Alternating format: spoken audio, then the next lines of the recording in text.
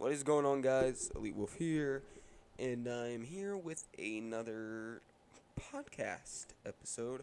And today we are going to be talking about uh, basically the rise and fall of Bethesda, uh, and the possible re-rise of Bethesda. Um,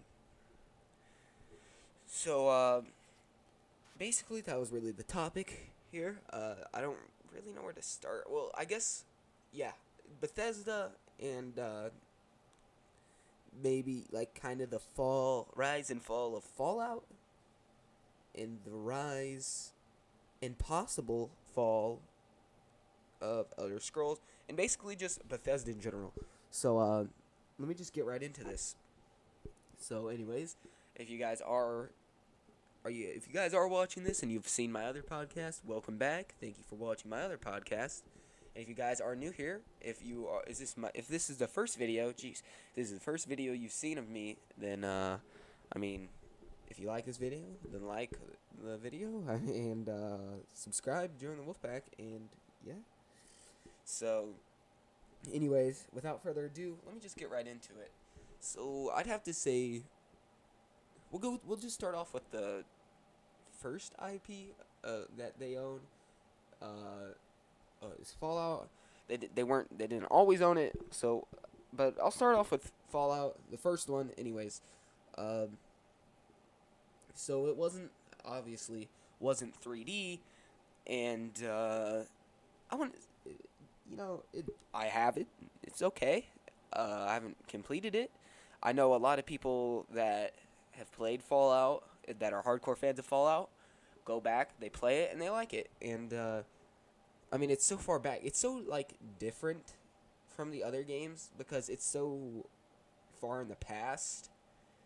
Like than the like New Vegas or 3 or especially 4.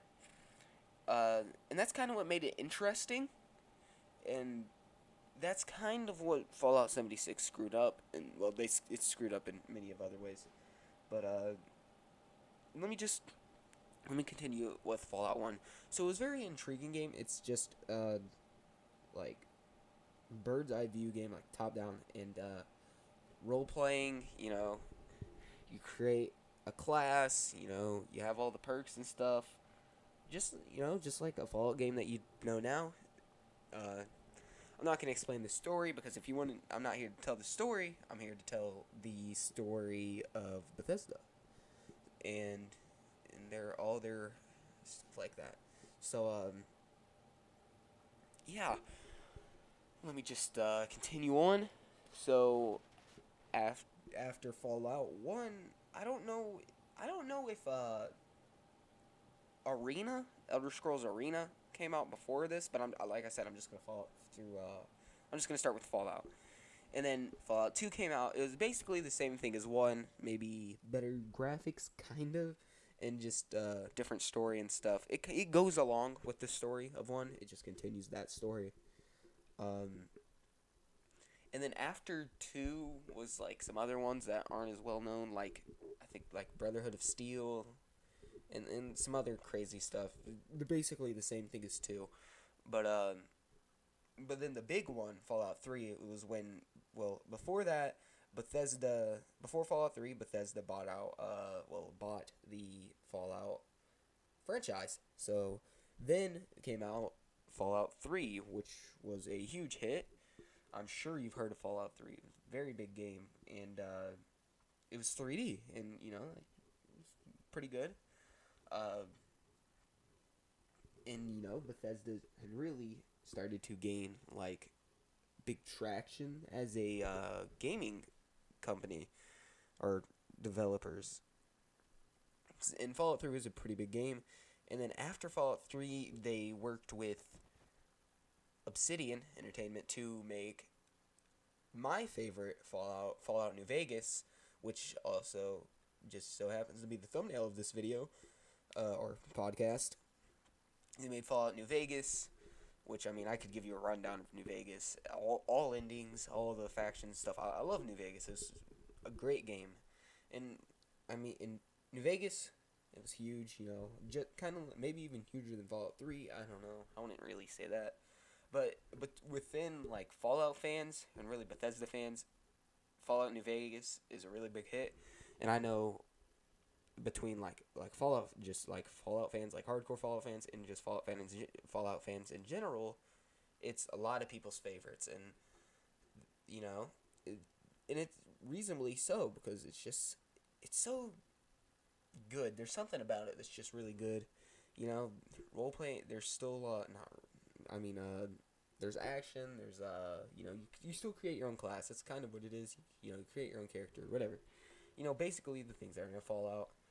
And then after New Vegas, was there something like? Is there any like small thing before Fallout 4? I can't really think. But after New Vegas, there was a while before a new game came out, and then Fallout 4 came out.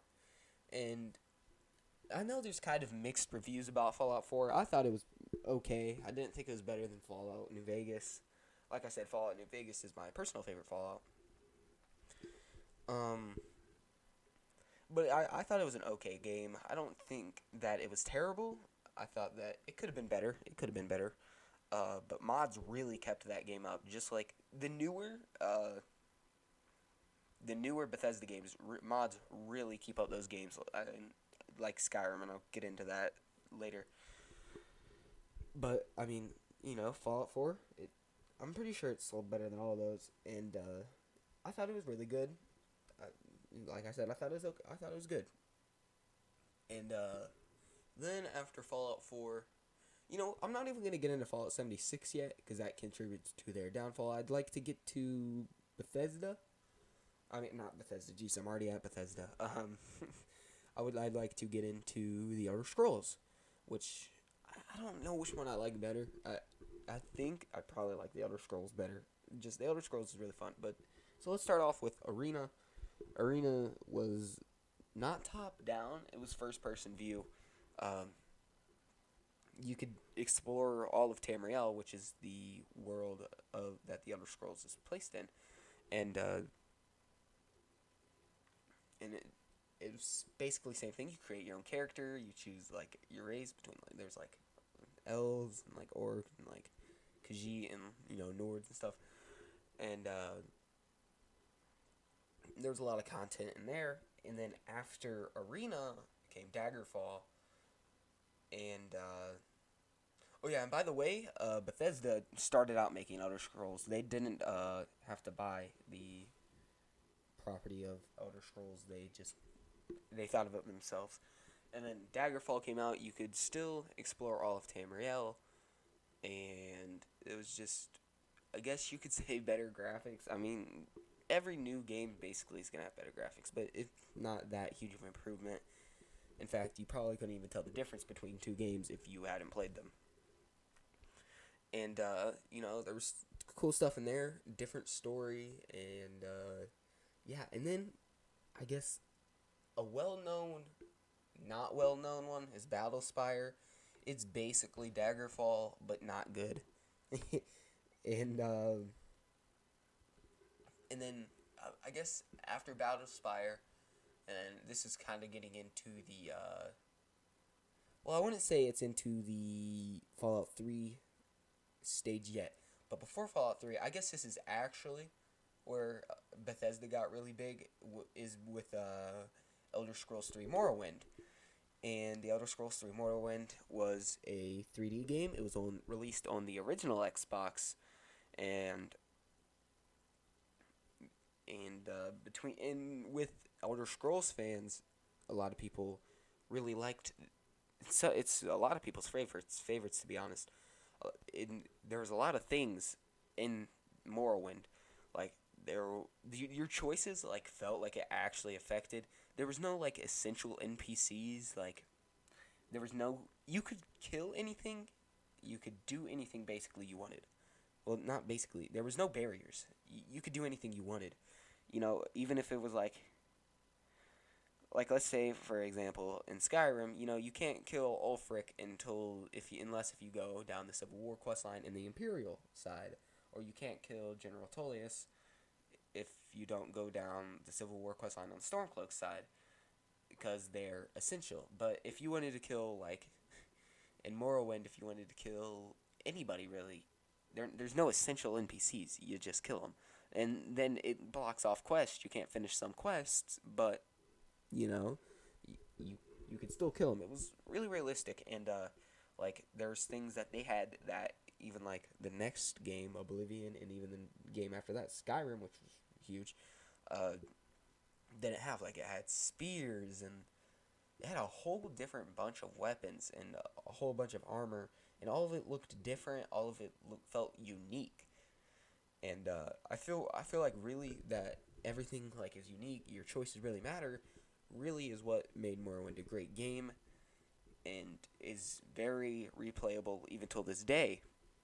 And it's aged pretty well, and it's a great game.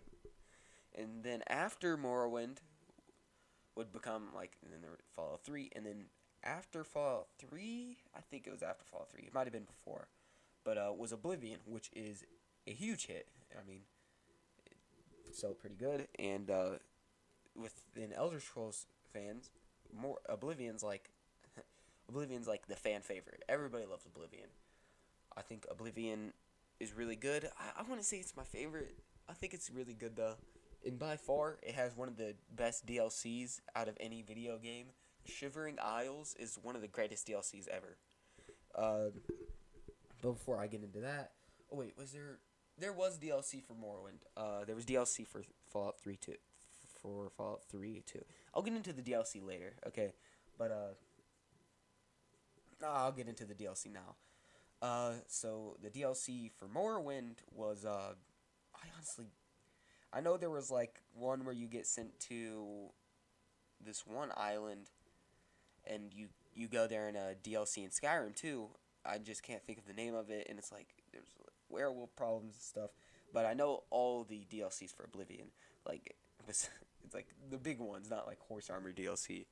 But there's the Shivering Isles. There was the oh god, I can't think of the name of it. The one where you become that knight guy, and then you get the like one king, and then I could have sworn there was one more. Uh, I don't know if there was one more. I think no there wasn't. Not a big one. But Shivering Isles was really the biggest. I mean, you literally become you become Sheogorath. I mean, there's nothing cooler than that. You become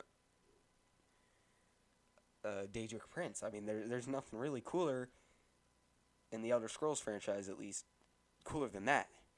And in Skyrim, there's Hearthfire, which is just kind of like it's not a it's big, but it's not like huge. There's no like adventuring. You know, you can in Hearthfire basically you can make your own house. You can adopt kids. You can do stuff like that.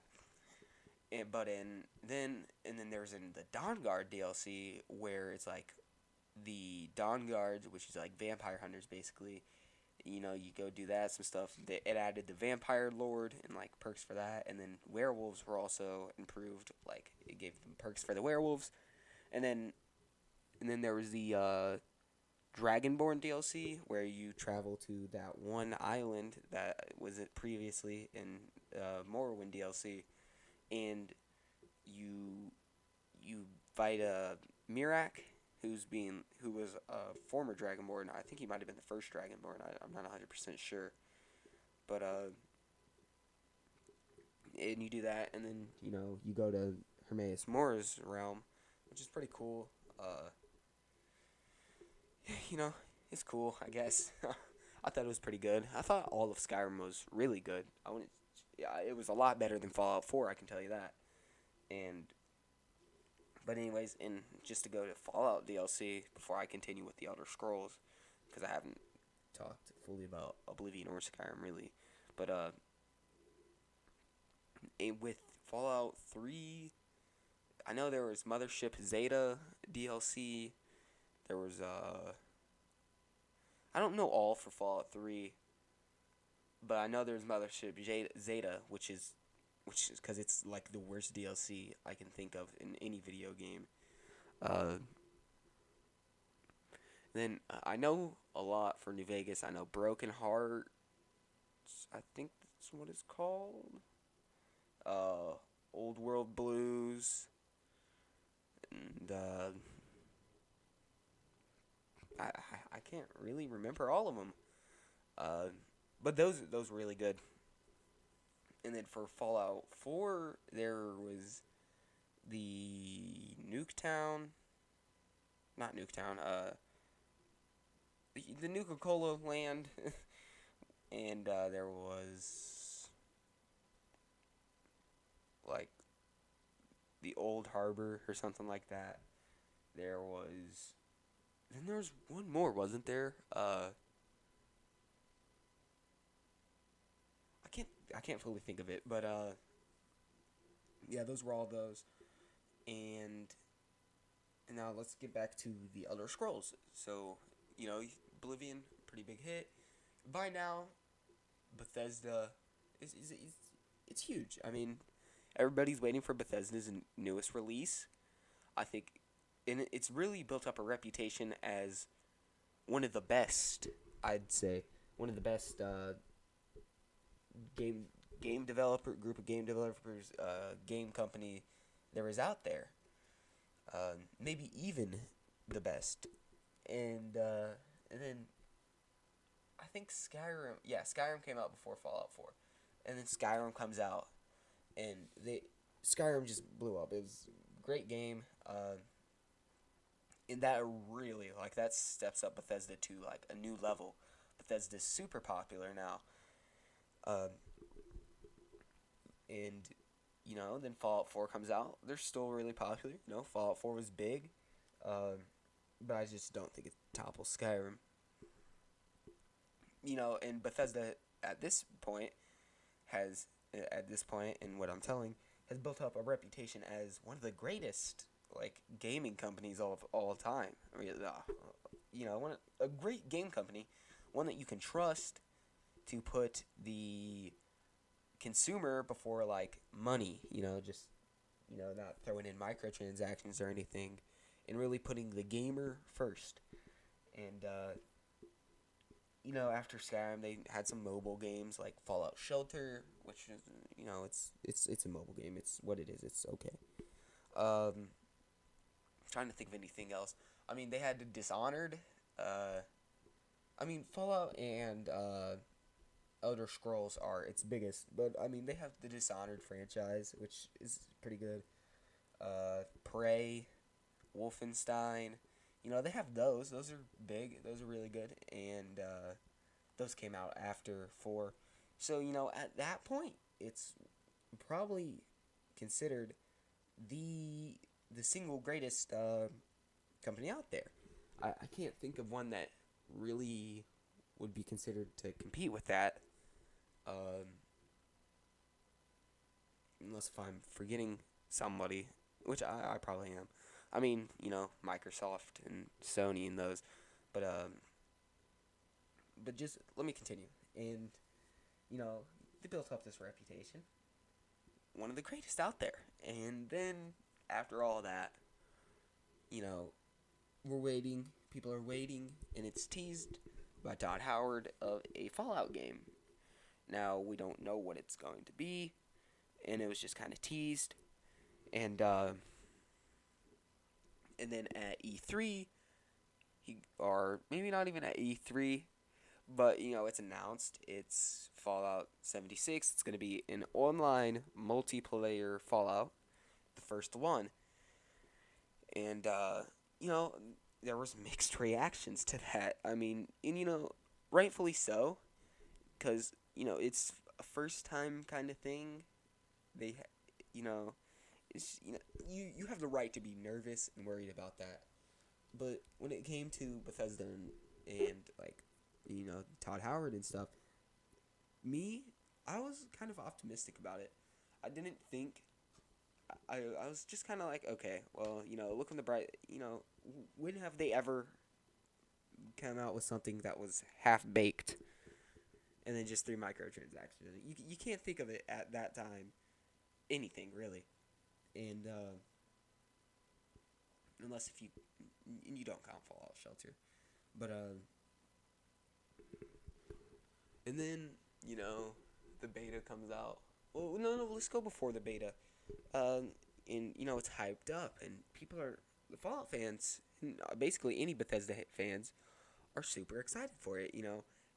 They had the Elder Scrolls Online, which even to Elder Scrolls fans is, but I know there's a lot of people that like it, and I've never personally played them, so I don't really want to give my opinion on it because I haven't played them, but I've heard mixed reviews about it.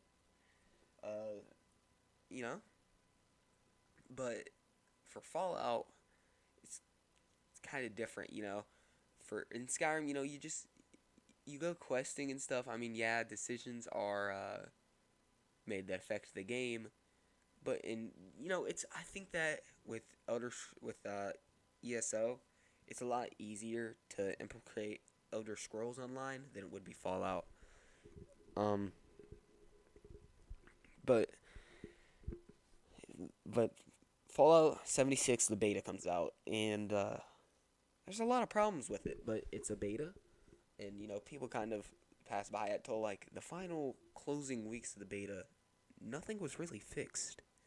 They had the Atom shop and everything, and this is really where the hope just starts to crumble. Well, I wouldn't say where this is where the hope crumbles, but this is where the doubts and all that stuff really start arising. And it comes out a couple days before the game is gonna launch, and nothing's really fixed. Uh, Very few bugs have been fixed, and the game launches, and there's so much wrong. Uh, there's so many bugs that even if you wanted to play it, which if that it just crashed on you, or you just wouldn't. It was basically unplayable. Um, and besides all the stuff that you guys already know, which is basically all of this, with the canvas bags and everything, they screwed over so many people with this.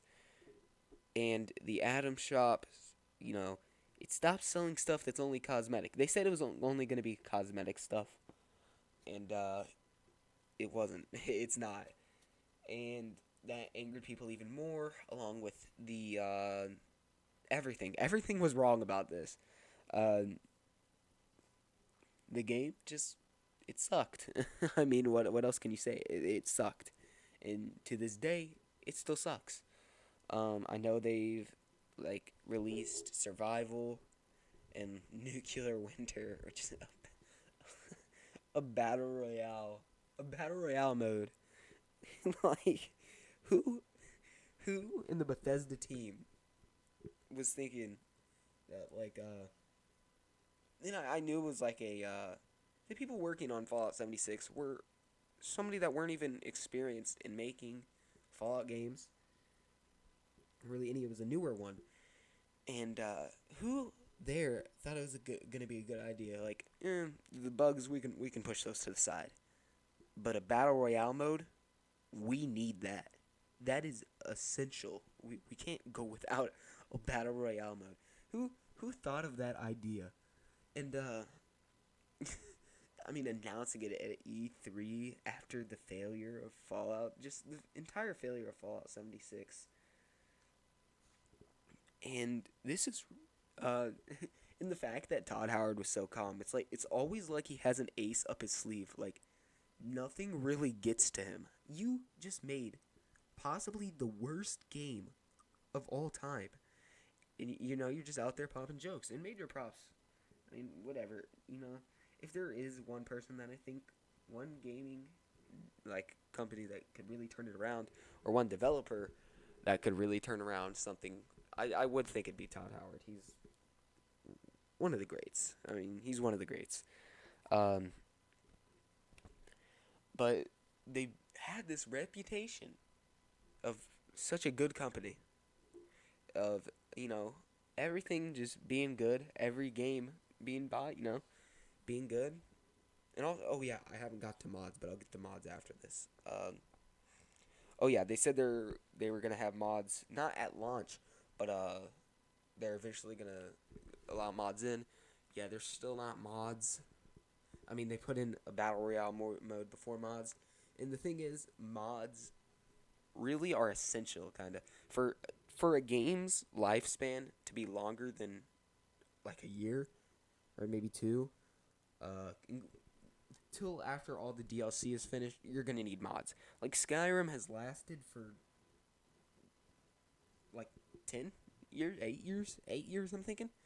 And you wanna know why that? It's not because there's so many endings to the game or something like that, or there's so many choices and different choices. No, it's because of mods. If there wasn't mods in Fallout 4 or Fallout, not Fallout, Skyrim, then it wouldn't be, it wouldn't have lasted that long. Don't get me wrong, the games are great without the mods, but the lifespan would have been a lot less long. And to have a Bethesda game that doesn't have mods, like to like these days, which is kind of what Bethesda's known for. I mean, name other games that really have like mods for like consoles and stuff. Um, I'm not saying that like Bethesda just are the pioneers of having mods in their games. Mods have been around for so long, but and to not have it in like Fallout 76, mods could have fixed that game. Like they could like they could have fixed it. It would have took a long time for modders, but it probably would have got done faster than what they're doing it now. I mean, are they even gonna fix the game? I still don't even know. Nobody knows. Uh, Nobody really knows what Bethesda's next move is, really. Um, I still think though that they are redeemable. I think that, but I'll get into that later. I'm getting ahead of myself. Um, I was at mods. Jeez. Um, there was the mods and stuff, and so many great mods out there, and there's so many modders. Like the millions of people that buy your games, and about I'd say a good 75% of those people mod. Those millions of people making mods to improve some stuff that it's going to be a lot quicker in improving and doing stuff than any game developing team's gonna. And at this time they've had a reputation. They had a great reputation, one of the greatest. And with one single game, they tore it all down. Now, I'd say that they have the same reputation as EA, basically. Although EA is a lot more hated than Bethesda, Bethesda's second in line. 100%. They had a reputation for putting the gamers first. And now, it seems like they don't care about the gamers anymore.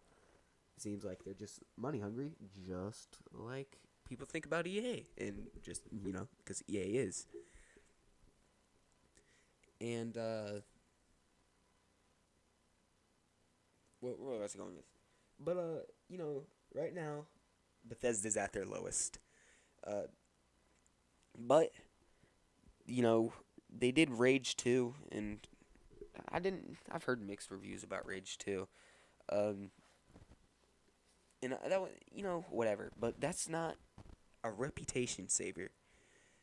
They still are basically they still have a terrible reputation. And but I do think they can redeem themselves. And you're probably asking me how. How do you think they're gonna redeem themselves from that atrocity of a game that is Fallout 76? And what I'm gonna tell you here is, you know, this new franchise, Starfield. If it is gonna be a franchise, that all we know is there's one so far. It's Starfield, and that could bring new life to Bethesda. It could just give a new like a fresh air to Bethesda. It could be like opening a door on a rainy day, and then just breathing it all in. It's great. And gosh, where was I going with this? And if they can take their time, make a good game, and not they can't have any microtransactions in this. They can't. They probably shouldn't do any of the creation club nonsense. Um, oh yeah, that was basically like the first sign of Bethesda getting on people's nerves was the creation club. But I'm not gonna get too deep into that. In fact, this is all I'm gonna mention it at all, in probably this podcast. Um, but what was I gonna say? If they could do that, and they add mods on launch, um, maybe not even on launch, but like a couple months after launch, I feel like people would be good with that. Then I feel like it's gonna give their reputation, a little boost, right? I feel like it's gonna take more than that. Um, this is decades of a reputation built up just to be destroyed. It's gonna take a little while, but if they make if Starfield is good, and I feel like people will be like, all right, well maybe there's hope, because right now there's no hope. People have no hope for Bethesda, really, or any games that they're really releasing. Um, but then the big one, Elder Scrolls 6. If they make a good one, they make a real one, and everything just works, you know, if everything just works in Elder Scrolls 6, and it's as big, and if it's bigger than Skyrim, and it's better than Skyrim, I feel like their reputation may be saved. It's probably gonna take a little bit more than that, but if they can make those two good games, and they can do it with no microtransactions or anything, um, I feel like they're on the way. There has to be mods in that too. And then maybe with Fallout 5, if that's what they're gonna call it, or the new Fallout, it's gonna have to be single player. Don't try online. Uh, I don't think they would. I think this might be the only online Fallout in a while, maybe ever. But if they make a single player good Fallout, I feel like their reputation will be saved. And you know, if they can do all that, then good. Their reputation's been saved, and they're back on top, I guess you could say. But they got games to compete with, man. There's people that haven't really ruined their reputation like Bethesda has, and they're gonna have to compete with some doozies out there. But yeah, really, that's all that I'm gonna be talking about in today's podcast. So if you guys are new, then please do subscribe and like the video if you did enjoy it, and I will see you guys in my next podcast or my gameplay video that will be coming out later. And subscribe to join the Wolfpack today, and I guess I will see you guys next time.